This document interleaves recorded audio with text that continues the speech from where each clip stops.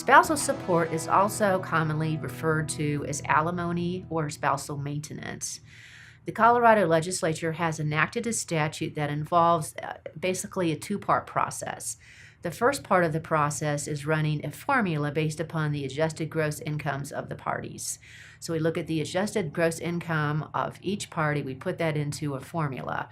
We also look at, for purposes of permanent maintenance or long-term maintenance, the duration of the marriage. So we look at the number of months that the parties have been married.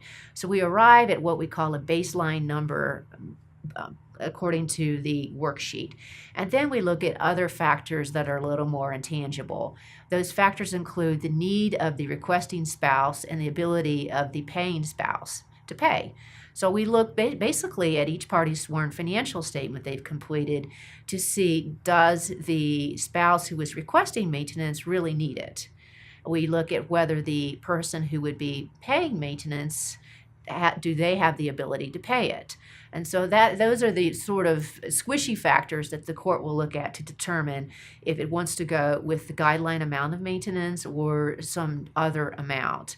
So it's very important to make sure that you capture all of your expenses on your sworn financial statement and that it accurately reflects your need and the expenses that you are paying. The court may consider imputing income to one party. For example, if someone has been a stay-at-home parent and hasn't worked in the workforce for a period of time, the court is not going to put a zero down for their income figure unless they are primarily responsible for caring for a child that is 30 months of age or younger or a disabled child.